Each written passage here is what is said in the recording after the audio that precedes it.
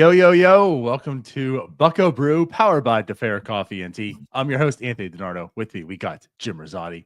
Jim, happy Monday, my guy. Happy Monday. It was it was a great weekend.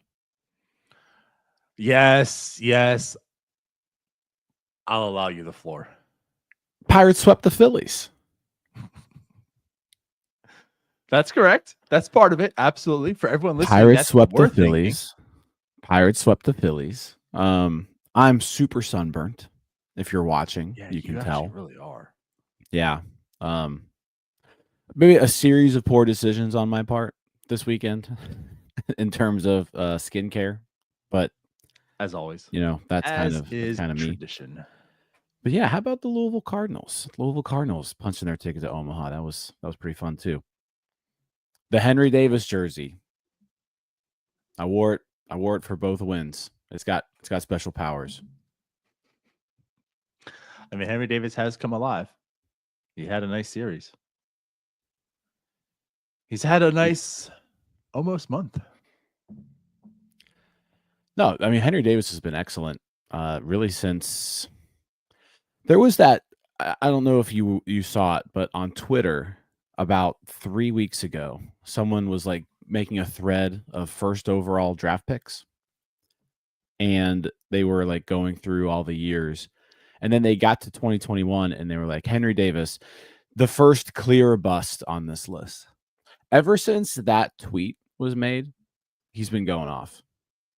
I don't recall that tweet, but yeah, there's a tweet running around because it's ridiculous. Like, the guy hasn't played a full season. They were like the first clear bust on this list. Yeah, ever since that tweet. Well, how about that? And yes, Henry Davis has been getting a lot more playing time. Donnie Ball exists. Donnie Ball's at 500 now, Jim. That's another thing. Donnie Ball, 500 baseball. So look at them Buccos. They let them get hot.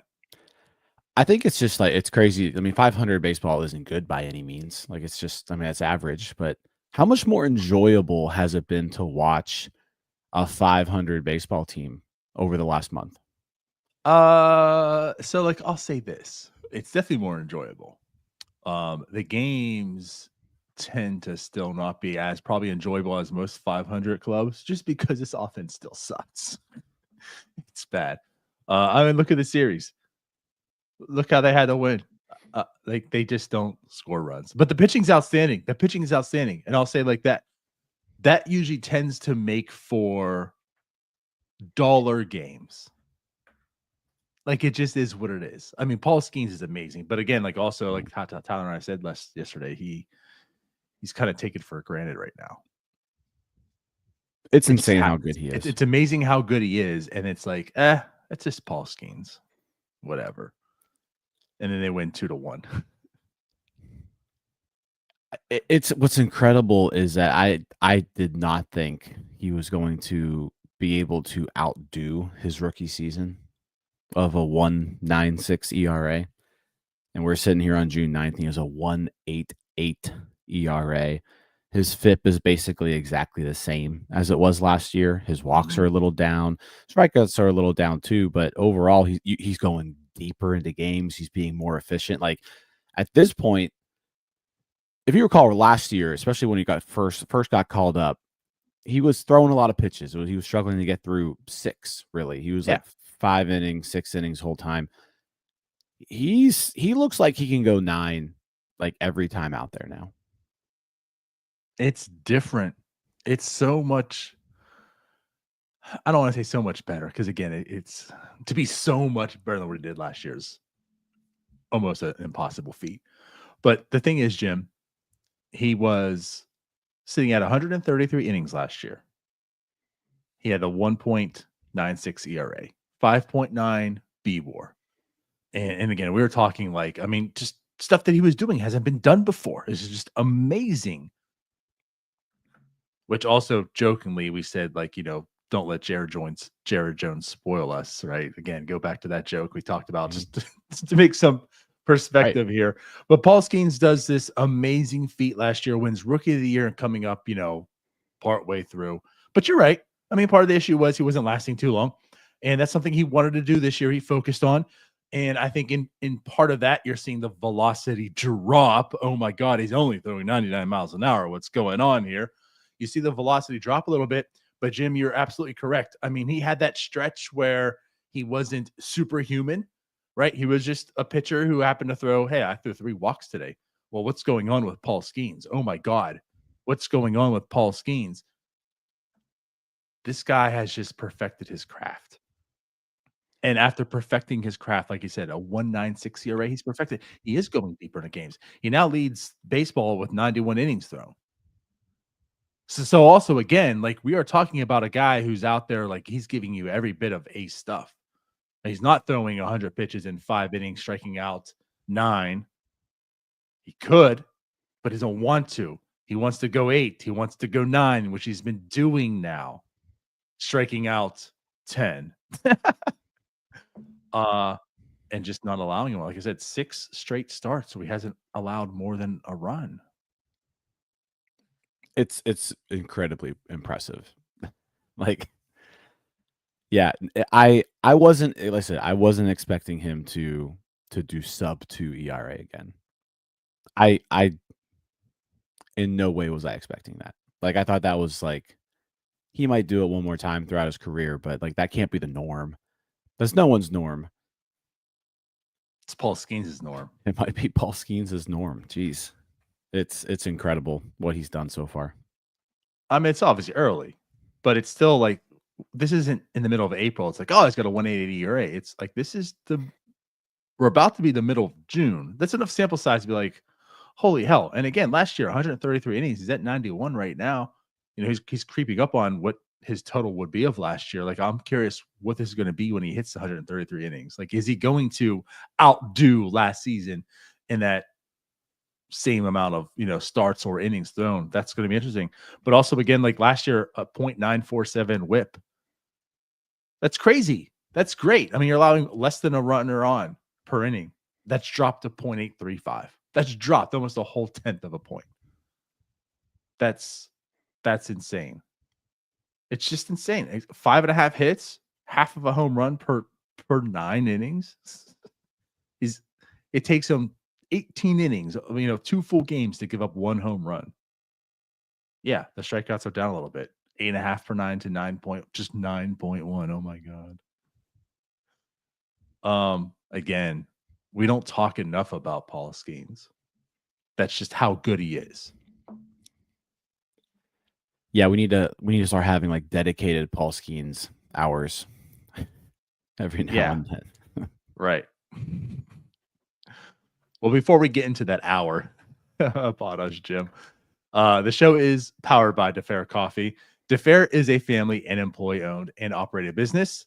They believe that coffee and tea are one of life's simplest and most accessible pleasures, and when enjoyed thoughtfully, can open your eyes to the here and now. They have 5 locations across the city of Pittsburgh, including their flagship in the heart of Pittsburgh's historic Strip District. To learn more, check them out on Instagram or head on over to the website at defer.coffee. That is DEFER.coffee. And of course, Jim, you know the deal. You see it on the screen right here. If you use code NS930 at checkout for your first time, you get 30% off. You get to enjoy like what I'm enjoying, maybe a subscription. I don't know, but some coffee from Fer. Tastes magnificent. Very good. Very good. Very good.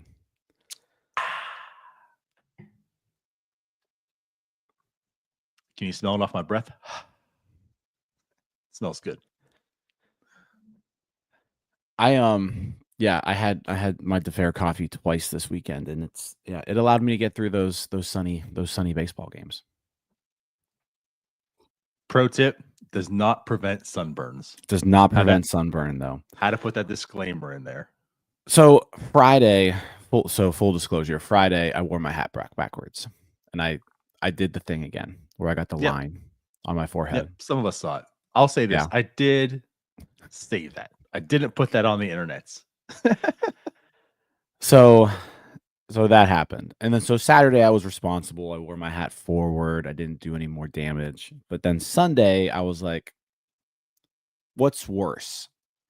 Being completely sunburned or having a stupid line across your forehead. And I was like, I think it's probably better to just be completely sunburned. So I like made myself get sunburned yesterday. That's how stupid I am, Donardo. I put myself into the situation where I was like, sun burn me. So I You're an look idiot. less stupid. No, no, no, no, no. All to look less I mean, stupid. actually, Just to yeah, you still do. look stupid, but Yeah, less stupid now. Yeah. you look less stupid. I get it. I mean, because you look very stupid. Oh, But I'm aware. I'm aware. but there's a reason why that meme goes and gets passed around. It's not because you're sunburned. It's because you're an idiot who has the hat mark. Yeah. Again. Yeah. Yeah. But hey, shout out to Louisville, I guess. Shout out to Jim making the news a few times. Shout Shout out out to Henry Davis. Yeah. That's right. So the Pirates swept the Phillies, like we talked about a little bit. And again, like I just want to kind of discuss just a little bit more of that because the Pirates swept. This is just amazing. And again, it was the Phillies. They have the Marlins coming up. So I'm not gonna, I mean, again, we're not the big bad Pittsburgh Pirates, but like this wasn't the Marlins. This was the Phillies. It's a good team. This is the big rival. And they swept them. There's some good pitching as well, and good like lefty matchups for the, on the Phillies end. That usually doesn't do too well for the Pirates.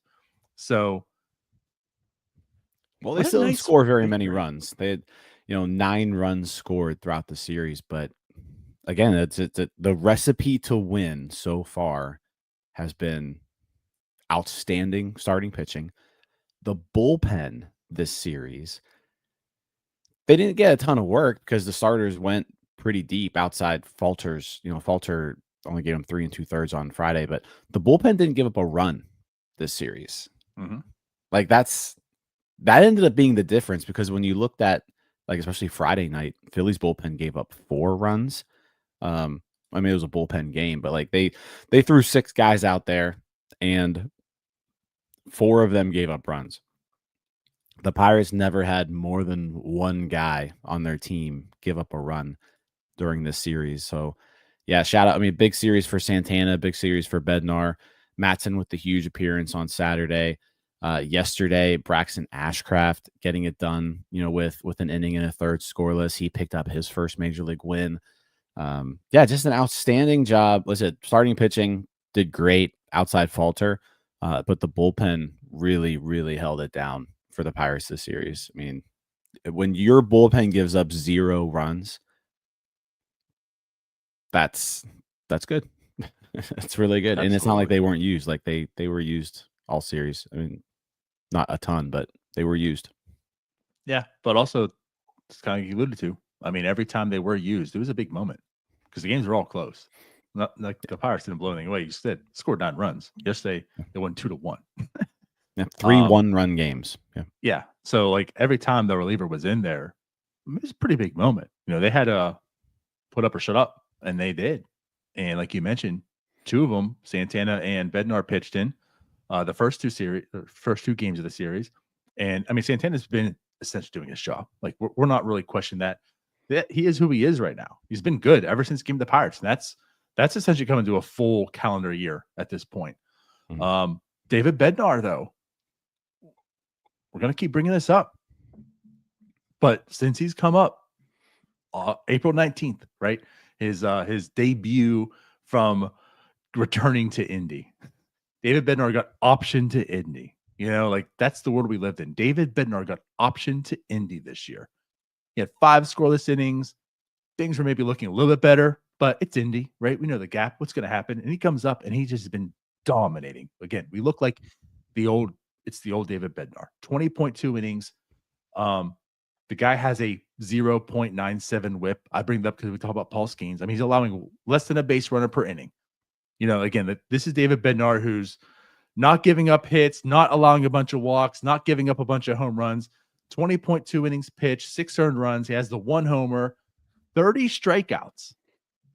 20.2 innings, 30 strikeouts, 3 walks. Guys are hitting. I guess I missed out that. Guys are hitting 221 off of him. A 1.37 FIP. Like outstanding from David Bednar. He's been so good. I mean,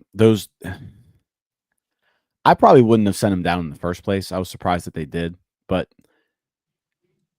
I guess it's hard to fault them for doing that at this point. Whatever they did there, to just kind of get his head right in Indy, maybe get his command under wraps. Like it's been so good.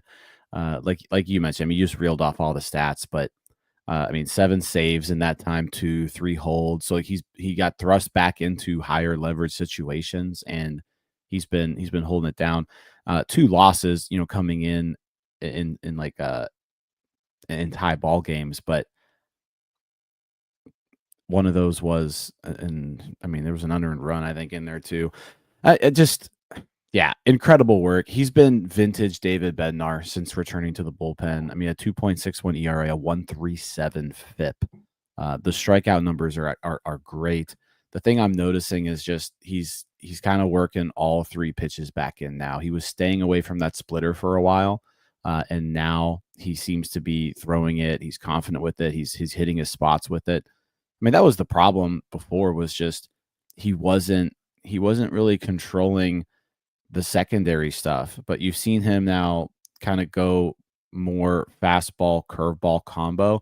That curveball for him he's been throwing it for strikes, and when you throw that for a strike at the bottom of the zone, it makes your fastball so much better. It makes your splitter so much better. So I feel like he really kind of locked in that curveball, and from there he's been able to work off his other pitches there. That curveball, hitters are batting 182 against it. They're slugging 182, which means no one's hit an extra base hit off of that curveball this year. Expected batting average of 115. So, like, no one's hitting that curveball right now. So, if you can put that thing where you want it to go, it's basically an unhittable pitch at this point. And Yeah. whenever you're able to execute that curveball, it just makes it so much easier to execute your fastball too. 100%. And on top of that, I just want to say, you talk about the split. In the month of June, they're batting 0 off of a splitter. He's looking better. He's looking way more confident. And we've discussed, like, the stuff looks there. Like, that's why last year seemed very odd. I mean, the stuff looked there. It wasn't like he looked washed. It's not as if, like, okay, this is the downfall of David Bednar. He's damaged goods. Should have traded him, a few years ago. Now you can make that debate still, but I'm saying, like, he should have, because now there's no value. Like, we'll never get him back. David Bednar's gone. It didn't appear that way. It just appeared as if, like, the stuff is still there. What is wrong with David Bednar? Don't know enough. Something's not right. That needs to get fixed, because if it gets fixed, I think he can be back. And again, like, maybe it was just, he was injured some last year. It came late, just wasn't right. I don't know. Tipping pitches, right? There's all kinds of excuses that were provided that maybe that was the reason. And he comes in this year, and the first 3 games did not go well. Now, in those first 3 games, there was also very, very bad defense behind him. So there's also, like, some excuses. So, like, to your point, I wouldn't have sent him down. I don't know if it was, like, totally David Bednar to blame also for the first 3 games, why he, air quotes, looked so bad. But he also didn't still look like vintage David Bednar. It was like, well, this isn't really totally his fault, but he's not great either. And maybe that just was the right move. Like, hey, I don't blame them at that point in time. Like, maybe it just needed to be done. Let's get him away. Get your mind right. Just get away. Come back, the guy that we know you are. And again, it seems as if it worked. And he is. That now when you see him, like, it does. It looks like vintage David Bednar. Yeah, I mean, stuff's great. Location's great. He's looked really good. And the question that keeps getting brought up now, and what I want to talk about a little bit, is he's a closer on a bad team. So anytime you've got a closer on a bad team, you're going to hear, what's the point of having a really good closer on a bad team? Let's trade the really good closer that's on a bad team to a better team in search of something that can help you out down the road. So I feel like the David Bednar trade value increasing talks are going up. I'm seeing it in the comments more and more and more, people talking about how trade value is going up. I would trade him. AO here in the comments, Ashcraft looks like a future closer, so trade him now when you have a chance. It's just, I brought this point up on Saturday, but I want to talk about it a little bit more. Like, the Pittsburgh Pirates have a problem, and that problem is that players don't want to play for the Pittsburgh Pirates. I think it's pretty apparent through free agency that, like, we're the last choice. Like, if you're a good player and you've got multiple offers, you aren't coming here. This is where you go, like, before this is like the last chance. The Pirates are the last chance of Major League Baseball, essentially. It's like, if you can't stick it on this team, well, then maybe the KBO is best for you. Like, I mean, we've seen that multiple times over the last 5 years where it's like, all right, you go from real team to Pirates to KBO. We've seen that transition 5 or 6 times in the last 5 years. Mm-hmm. You actually have a guy who's good, and he wants to be here. He wants to be a Pittsburgh Pirate. And I know that, yeah, he's got trade value.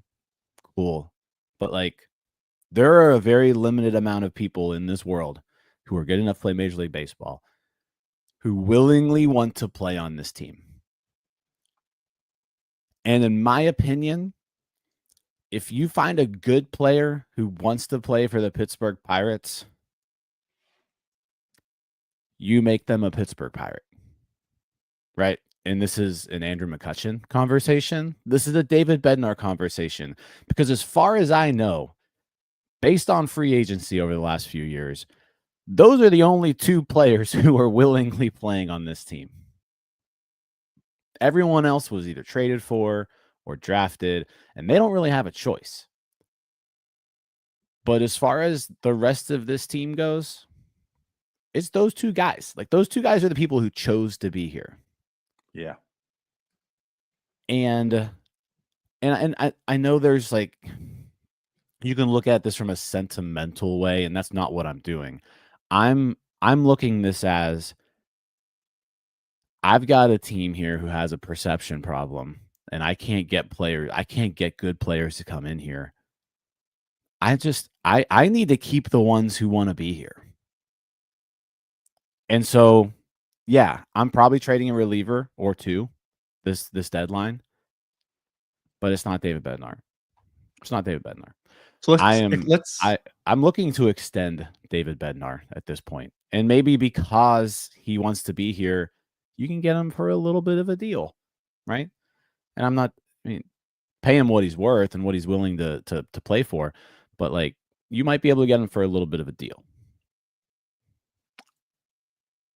So, right, what I want to throw at you then is, the trade deadline, because that is going to be a hot topic that we're going to really start increasing our talking on.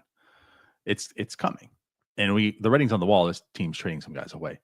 David Bednar has 1 year remaining of control. All right. So I'm going to ask you, because if you're going to trade 1 or 2, which I agree you probably want to, some guys that are on, list control. Again, David Bednar, 1 more year. Caleb Ferguson's obviously a free agent, right? He signed for a year, so you're probably looking to flip him at the deadline. And then there's Dennis Santana, who has 1 more year as well of control. He's cheaper, than David Bednar. So I guess my question to you then, and I think we know the answer, but, like, you have the choice of David Bednar or Santana. Which one are you trading and why? I'm trading Santana because I think you probably get more value for Santana. Like you mentioned, he's cheaper. And ever since arriving in Pittsburgh, he's been great. Like, there's been no bumps. He's been a full calendar year now of being an elite reliever. So I would trade Santana. And yeah, like, Bednar's the one I'm keeping. Sorry, like, I know people want to trade him, but, like, the guy actually wants to be here. And I think you've got to keep the guys who want to be here. If they're good. If they're not good, then, I have no problem shipping them off. But if they're good and they want to be a Pittsburgh Pirate, like, Just like figure out a way to make it happen, because that is a rare breed in today's MLB. I'm with you. Like, I want to capitalize on Santana. I want to throw some numbers out here. This isn't just since from arriving, because again, when he arrived in Pittsburgh, he had that one really, really bad appearance. It was really, really, really, really bad. But they started changing. I mean, fundamentally, he changed. Throwing his slider more, right? Just a lot of stuff with Santana changed. He's been good. So since June 18th of last year, right after that 6 earned run appearance he had, 69.2 innings, a 1.55 ERA, 217 FIP. It's been outstanding. You know, again, this is also just like, oh, he's having like a solid first half of this year. Again, like he's basically been doing this for a calendar year, and those are elite numbers. Okay. He's been really good. And now he's been thrown into a closer role, higher leverage, and he's still doing it. So it's not as if it's like, well, he's a middle reliever. And I'm sure if he gets traded, that's where he's going to be somewhere. And again, like if you can add closers to be middle relief guys for you, that's a positive. So I think there's a lot of teams that would want Dennis Santana. He's cheaper. And I think you're right. He probably gives you back a better return than David Bednar. And I think that's the conundrum you're in with David Bednar. It's 2 years ago. If you want to talk about trading David Bednar, I know myself and Tyler were like really on board that train. Love David Bednar. He's a good pitcher, but a bad team like the Pirates don't really need one, and you don't see the good team coming. You know, it's still a ways. So like, why have the luxury of a closer where you can help use that to build up your team for when you're ready to win? And I think this year is a little bit different. Yeah, he's a good closer on a bad team. Hopefully, we're still. I'm still on that. I think he is. I'm not going to stamp it yet, but at this point in time, that's what he is. So it's kind of a luxury. But he has 1 year left, and so does Santana. And his bullpen isn't lights out by any means, you know. So the thing is, next year, you want to win. Like next year has to be a winning season. Like this isn't like, well, you know, maybe in 2027 they'll decide to win. Like you're supposed to win this year and you failed. You can't fail again next year. So who's your relievers in that bullpen? I know someone mentioned that Ashcraft's a closer and waiting. Ashcraft's a starter. Now he could that could be something that happens to him. I mean, there's still a lot of options as starting pitching goes, but we also know starting pitching is volatile in the sense of injuries. I mean, we see Jared Jones out, Oviedo still on the mend, right? If you're talking about trade season, like there's a possibility that Mitch Keller gets traded. So like you need starters. So like if the team's going to win next year, you are going to try to capitalize on something, right? I think it's Santana. I think that makes the most sense. And I'm with you. Now it's David Bednar has 1 more year left. So like, what do you do with David Bednar? I don't think the return you're getting meets the value of David Bednar to this team if they want to win. I think an extension's the play. I mean, I actually like the extension coming into this year a bit. Now that I see that, okay, I think we got David Bednar back. The reason I like the extension for David Bednar is I don't think it's going to cost all that much in terms of like what you're getting because it's David Bednar. So I think you sign David Bednar, you trip and you trade and flip Santana, recoup some value, help out somewhere else, whatever. And again, like this team has been pretty good in finding some relievers. There is a plethora of arms in the minors that maybe Carmen Mlodzinski decides like, hey, I want to get paid as a major leaguer, and he goes back to the bullpen. You know, so like there's ways of getting good again, but I think one of those two have to return next year. And again, I'm doing it with Bednar because I think I'm getting more in return as a trade with Santana. Yeah, I mean, you hit the nail on the head there with everything that I said. I would trade Santana just because you only got the 1 more year of him, and I feel like his value is pretty high, and you can actually get something for him, especially if you combine him with another arm. Like when we keep hearing about like Mitch Keller, possibly being dealt. Like once Mitch Keller is already an attractive piece, but like if you add Dennis Santana to Mitch Keller, then that could probably really boost your return in that deal. So yeah, I'd be shopping around. I mean, people are definitely going to be calling about Dennis Santana. That's for sure. There are a lot of really good teams out there that need bullpen arms. and a lot of them would really love to have Dennis Santana in that bullpen. There was a comment here that like the team we played yesterday, the Phillies, would love to have Dennis Santana on that team. Absolutely. That's a team where they're good. They've got really good starting pitching, but they've got holes in the bullpen. So there are plenty of teams like that, and I think that's going to be where the Pirates, like Ferguson's probably gone, and then Santana's probably gone. But Bednar, I'm holding on to him. I'm sticking with my stance originally from a few years ago, where like good player, wants to be here. It's a match made in heaven. It's a rare combo. Agree. All right. So David Bednar's back. Carmen Mlodzinski is not. Let's touch on that just slightly a little bit here as well. We've been like beating the drum. What's going on? Get into the bullpen. You're not a starter. I'm not gonna say we agreed, but we didn't hate the idea at first. Like it was like, I mean, we wouldn't have gone that way, but okay, like I can see the vision a little bit. If we're gonna find out, try it for maybe a few starts, whatever, let's do so. And it wasn't going too well. And then obviously we needed some bullpen help. We didn't see that. Carmen going to the bullpen made a lot of sense, and they optioned the AAA to still be a starter. So Noah Howes had an article yesterday talking more about this. Jim, tell me your thoughts. Yeah, if you haven't read it, go and read it. It's on Post Gazette, postgazette.com. It's his weekly off the bat feature. And essentially it talks about how, Carmen Mlodzinski, and we've discussed this at length, but Carmen Mlodzinski was a starter heading up through the minors. After AA, they converted him to a reliever because he was starting to struggle a little bit at the upper levels as a starter.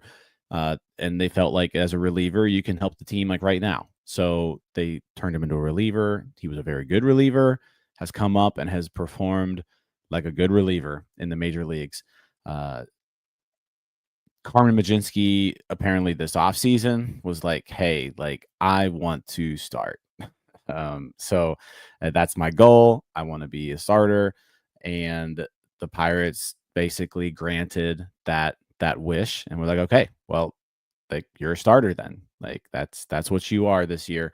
And when we originally heard this idea in spring training, we pretty much brushed it off. Like, Carmen, cool. You should want to be a starter. Everybody should want to be a starter. That means you're a better pitcher. But your best role on this team is probably the bullpen, and that's where you can help this team out the most. And I think that's what you're seeing now is, Carmen Mlodzinski's best role to help this team is the bullpen. Now, if you're Carmen Mlodzinski, I understand you want to be a starter because starters get paid more money.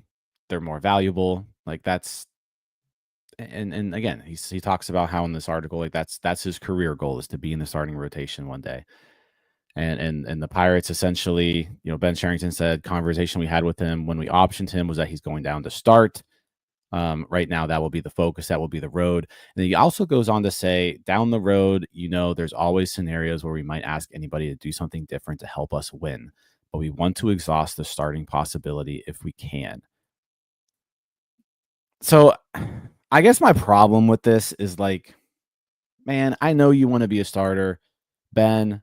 I know you want to make sure that like your players are happy doing what they want to do, but like at some point, the most important thing is winning at the major league level.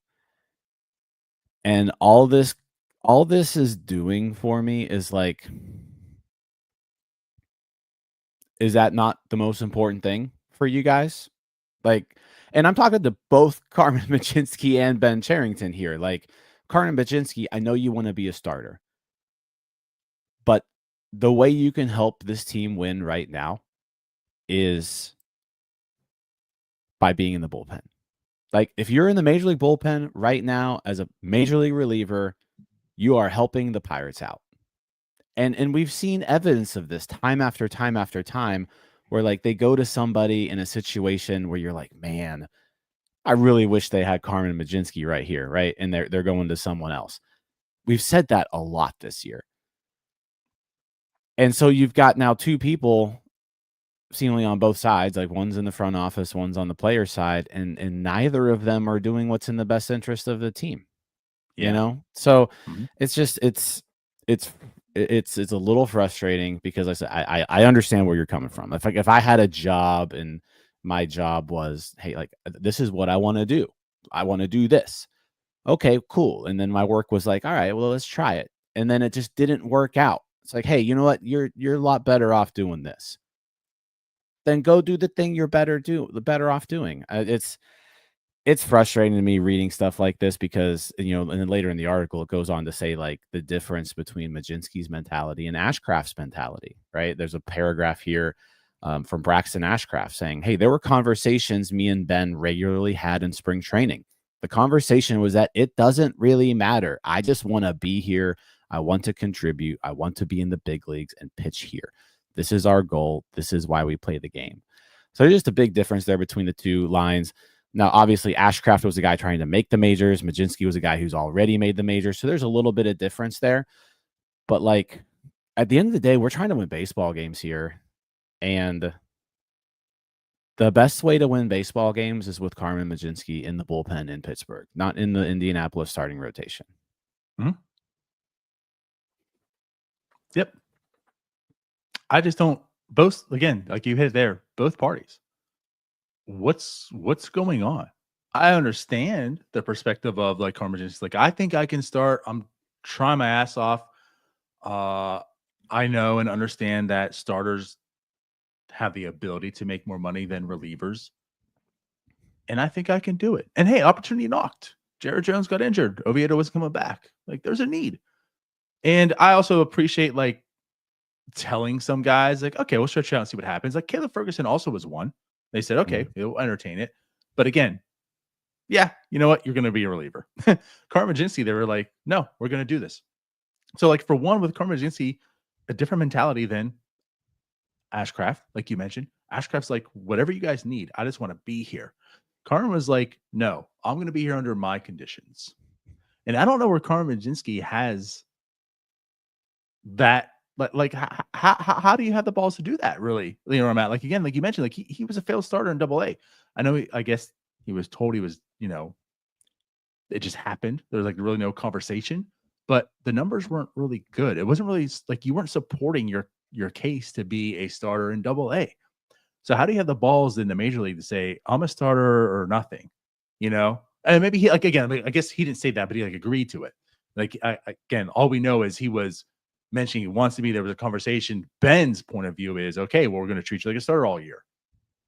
There's no going back to the bullpen.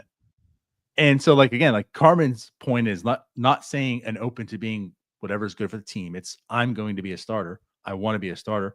And it's Ben's spitefulness to the whole situation, saying, well, fine, then be a starter. And that's all you're gonna be. And it's like there's a point in the season right now where it's failing. And instead of coming off your high horse and saying, listen, Carmen, have you had enough? Can we put this under the rug? Can we both come together and say, listen, let's keep you here. Let's put you in the bullpen. Maybe we'll revisit next year. But at this point in time, we need you in the bullpen, and that's what I'm going to do. It's again like the ego, the spitefulness. Well, hey, you're going to go out to AAA. Have at it, kid. I just both parties are just dumb. If the goal is to win, this isn't how you do it. And yeah, I don't like that mentality as a player. And here's my thing to that also, Jim. Like they get paid more. Okay, well, some starters do. David Bednar's made about $10 million the past 2 years because he's a good reliever. Do you know what Bryce Wilson's making as a failed starter? Not much money. Don't know. You know what I mean? Like, sure, if you want to be a failed starter that can't find a job because you can't start well, then have at it. Or do you want to be a good reliever and actually make major league money? So, okay, I get the idea, but that ain't you. You're a failed starter who's going to have hard times finding jobs. Or do you just want to go and do a good job at what you're really good at and be really good at it and make good money for that? I mean, I'm not saying you're Aroldis Chapman, but Aroldis Chapman's made $10 million every single year. on one of your deals. Yeah. You want to be a good reliever? Oh, well. Yeah, I don't know. I just don't like that. I don't like that. Either party. Yeah, not a huge fan. But I guess when you're 14 games below 500, like, I guess. do what's best for you. But that wasn't the idea coming in. And when's that mentality changing? When's that culture changing? Ashcraft gets it. It might sound a little harsh, but again, that's the perspective. Yeah, I mean, going back to the title of the article is how Carmen Mlodzinski's career goal created an opportunity for Braxton Ashcraft. Yeah. It's like, hey, one of them's willing to do what the Pirates are asking them to do. One of them seems to be more fixated on this career goal, which again, like, focus on what you want to focus on. Everybody's their own person, but we got games to win. Yeah. Carmen Mlodzinski could help this team out a lot in the bullpen. And for those talking about like his AAA, I mean, it's small. It's 3 starts, but he's walking a lot of guys still in AAA.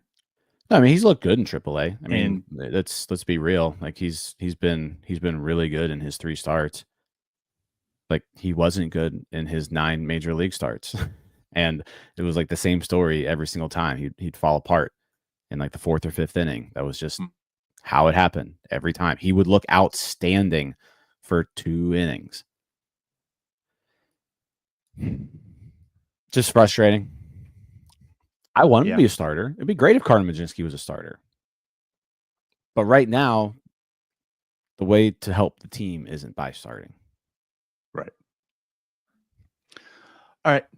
And then I guess lastly, before we get into the Marlins preview here, Konnor Griffin promoted yesterday to Greensboro, having a tremendous start to his professional career. I think we all were kind of excited about the draft pick last year, but there was also a little hesitancy of, oh boy, well, love the talent, but the Pirates got to develop it. And that's where we're nervous, Jim. So he right now is just showing that, for 1, so far, great pick. And for 2, you know what? He could be the real deal. I mean, we see all of the tools, and he's doing it from a few different positions as well. He looks so good. Like you mentioned, all the tools. He's got all of them, and he's showcasing them. Like, that's the other thing, too. Like, a lot of times when you find a kid this young, you can see all the tools, but, like, sometimes they don't all translate to gameplay. Everything that Konnor Griffin has in his arsenal is translating to like on the field play right now. And he just absolutely destroyed the Florida State League. 49, let's see here, 50 games. 50 games.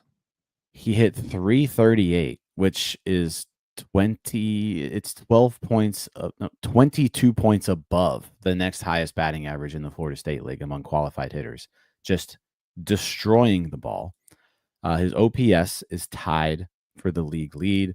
His weighted runs created plus is 156, which is 1 point below the league lead. The home runs are there, 9 home runs in those 50 games. The speed is there, 26 stolen bases in those 50 games. Like, just everything's on display, and he just tore up that league. You could not have asked for a better start to someone's pro career. I mean, just absolutely demolished the Florida State League.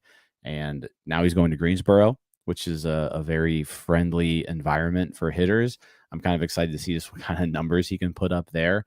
I mean, at this point, depending on how he does there, he's someone who looks like he could move at least to Double-A very quickly. Depending on how this Greensboro trip goes. I'm curious to see just like the data behind like the contact rate. Does that stay where it was? Because he started off, that was like the one problem that he had starting the year was he wasn't making enough contact. Well, now he is. Like, he figured it out. It took him like 2 weeks to figure out A ball, and then it was just like, all right, I'm here to just destroy everyone. So I'm sure there'll be an adjustment period for high A, but yeah, I mean, it's hard to not get excited about this guy. I don't think there's any offensive prospect or hitting prospect that we've had in a while that I've been this excited about. I agree. Austin Again, Meadows maybe being the last one. Like that's who we're talking about. right.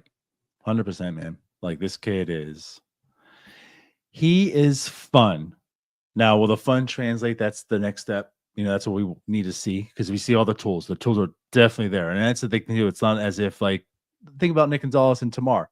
They were advertised as one thing, but the minute they step foot in the Pirates organization, they weren't really that. I mean, you heard batting title, out of both of them that they could win. And it was like, well, where's the batting average? Like, where's that hit tool at? Everything about Konnor Griffin, he's doing, which again, if you're just doing everything well, then I guess that's the case. But that's the thing. He's doing everything well. He's hitting for average. He's hitting for power. You see the speed. You see the defense. I mean, everything about this kid so far, every single thing about this kid out so far is really, really good. I guess the knock is you don't see him walk that much. But then again, if you're taking the Jacob Wilson approach and saying, well, let me just hit everything, then I guess you don't have to walk. But like that's like the knock on him is he's not really walking too much. But you are correct. The strikeouts are down. I mean, for the season, they're perfectly fine. But since May, 18.2% K rate. Like this also like that's really good. That's really good. That was something I expected to be much higher to start off his career with, just based off of what you thought he was coming in. He was still kind of raw. This kid, man, I'm excited for Greensboro. I'm excited for him. He's getting promoted. I want to see him get developed correctly. I'm not here to say like I need this kid to get fast tracked in here as soon as possible. I think there's still certainly some things that he needs to work on to develop to become a major leaguer, a real one.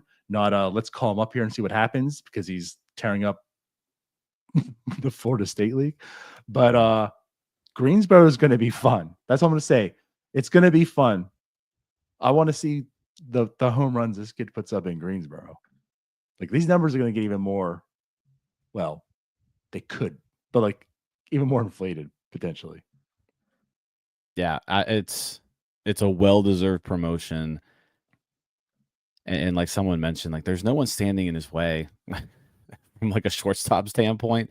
Really, whatever position he picks, whether it's shortstop or center field, like they can move him as fast as he shows them that he's ready to be moved.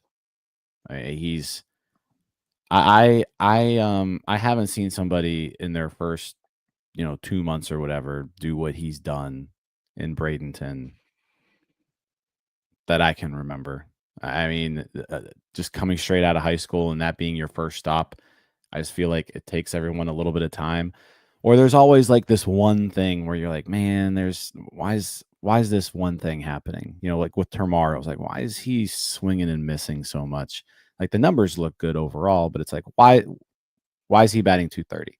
Why is he striking out 27% of the time? There just wasn't that with Konnor Griffin. Like the first week or two is that was the adjustment period, and then it was like, okay, I'm done with this league. I'm better than all of these guys. Yeah. That's essentially what it turned into. Was every single time he stepped on the field, he was the best player there. Yep. Yeah, good for him. Well-deserved promotion. And that Greensboro team is fun to watch. Like if you like offense, that Greensboro team is stacked. I didn't think about that aspect of it. Like now he's being added to that roster. Oh yeah. Follow Greensboro's Twitter account because it's gonna be nothing but home runs. Yeah, I mean with Omar Alfonso's heating up, Esmeralyn Valdez just crushes the ball every time someone throws him a pitch. Connor Delgado's having a good year. Connor Griffin there now. Javier Rivas is off to a good start there. So yeah, it's Greensboro games. If you live in the North Carolina area there, try to go to a game, or if they're on the road and close by you, try to go see some Greensboro Grasshoppers for sure. Yeah, there's offense. If only the Pirates could have some of that. But anyways, yeah, again, Konnor Griffin. Excited to see this kid for sure. Good stuff. So anyways, Jim, you want to go ahead and talk and preview this Marlins series now? Yeah, let's do it. We owe the Marlins some payback, don't we? Yeah.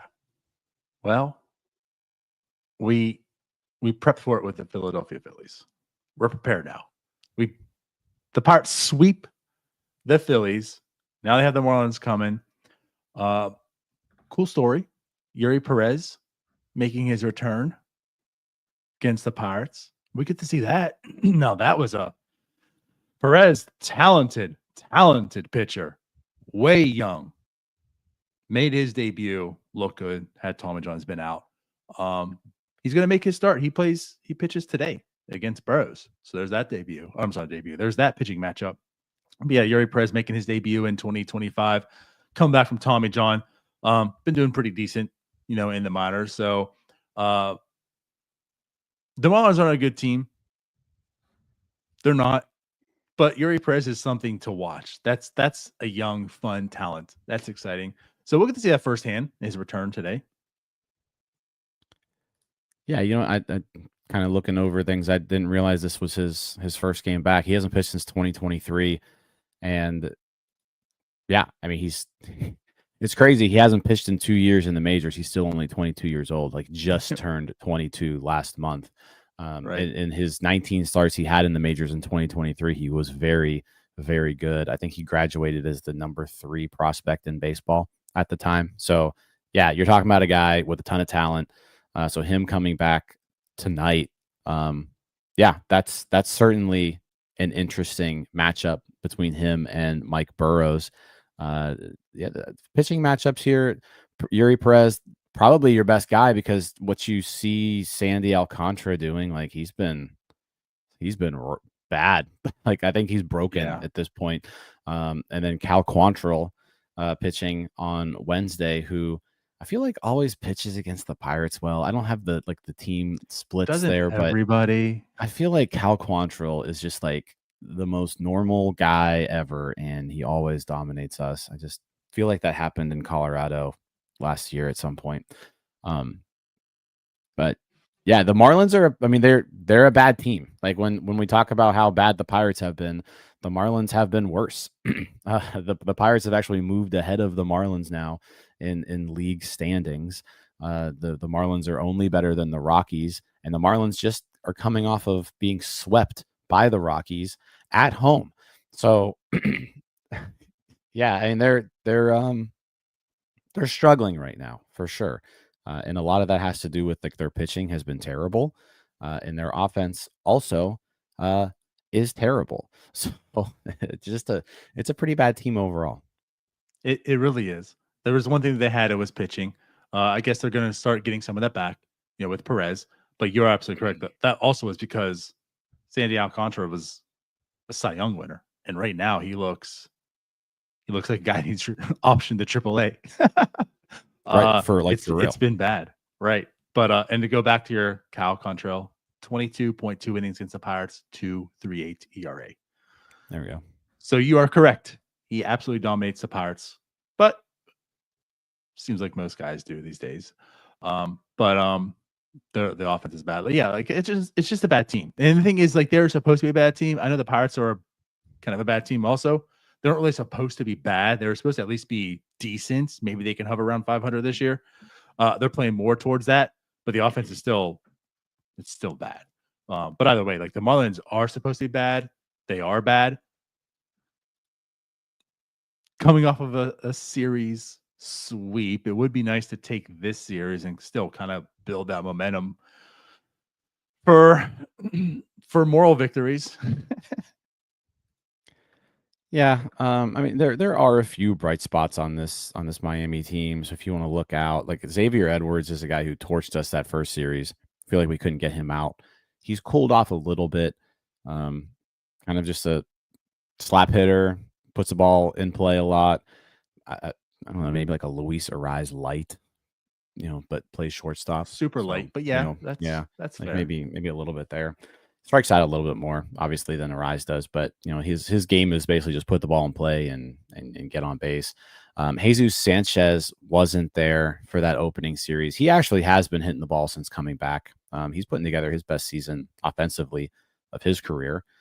And then we do get to see Augustine Ramirez, rookie catcher. He was a big part of that Jazz Chisholm trade.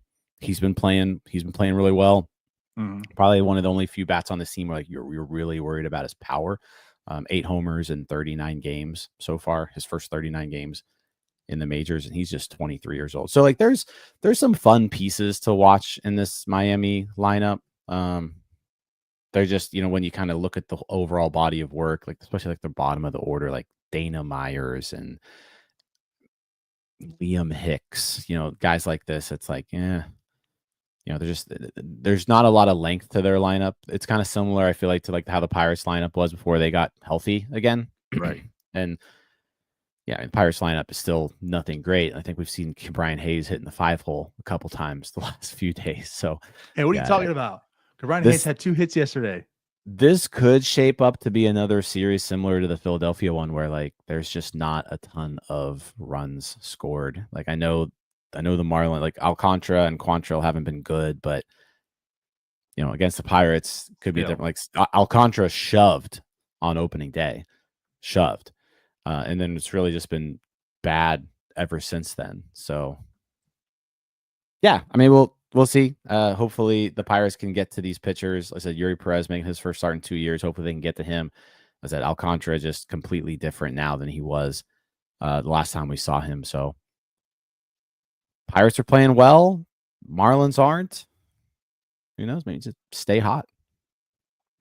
Yeah. Also, like, him shoving opening day, he gave up 2 in 4.2 innings. He struck out. He pitched well. Yeah. He did strike out 7. Yeah, he pitched well. But still, I just want to allude to, like how bad Perez is. There's only been 3 games where he allowed less than 3 runs. One of them was opening day, where it was 4.2. He pitched and 2 runs. But he's only allowed less than 3 runs 3 times this year. Yeah, it's been bad. Now he's coming off one of those games. He allowed 2 runs against the Rockies.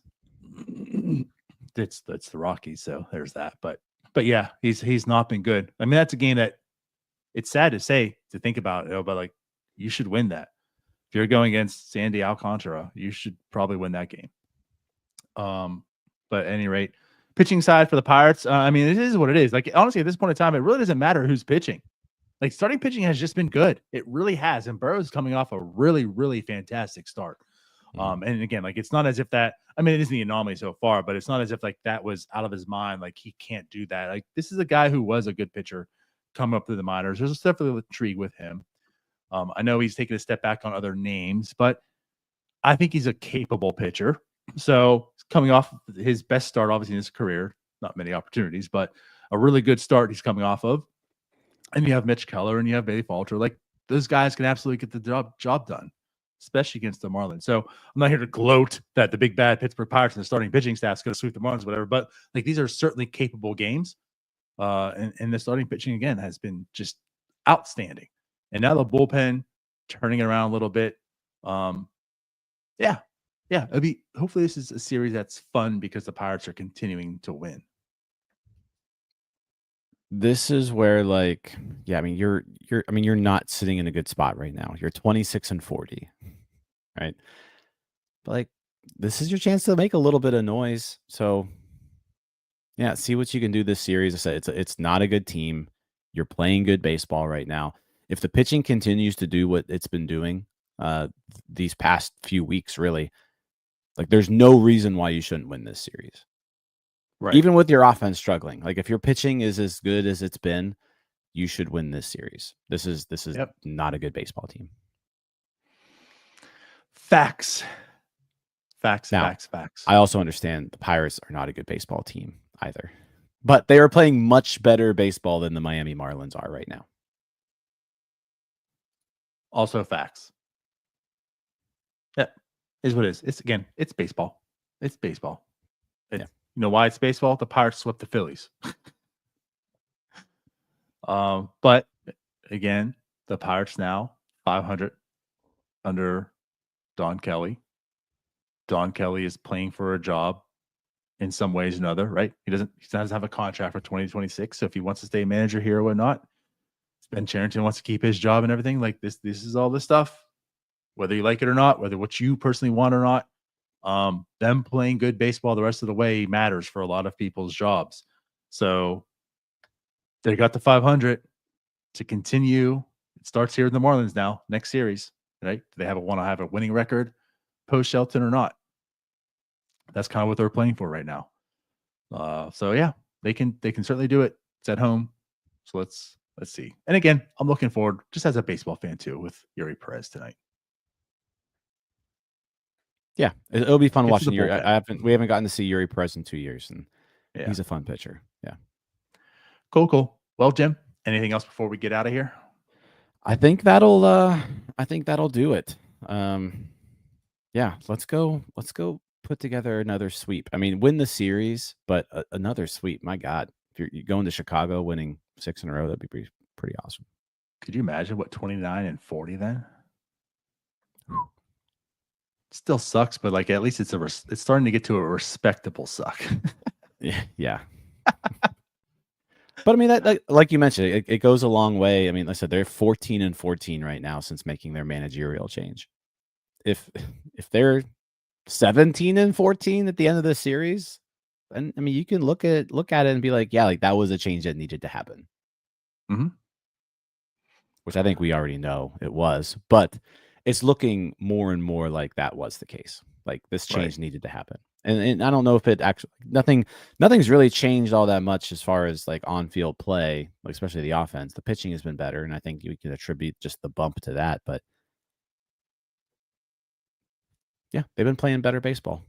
Still not good enough, but they've been playing better baseball. Someone put a tweet out. And it's something to the fact of like the Pirates record when Colin Holderman's on the roster opposed to not. Yeah, it's pretty substantial too. I think they're like 6-26 with Colin Holderman on the team. Like, right. So there could be a bit of that also. But either way, let's get out of here. We appreciate you all. We'll be back tonight, of course, with the post game. Like, subscribe, join, follow, do all the fun stuff if you want. We appreciate all that. Thank you so much. And yeah, we'll see you guys later. Bye-bye. See you guys. All right, that wraps up this episode of North Shore 9. Thanks so much for tuning in, whether you're listening on the podcast or catching us on YouTube. If you enjoyed the show, please give this video a thumbs up, and don't forget to hit that subscribe button if you haven't already. It really helps us grow. And if you're listening on the podcast, a quick review goes a long way in helping others find the show. Plus, be sure to tell a friend about us. There's always room for more here in the NS9 community. And for those looking to support us a little more, consider joining our Patreon, become an MVP member, and get exclusive perks while helping us continue to bring you more of the Pirates content you love. Thanks again for all your support, and let's go Bucks.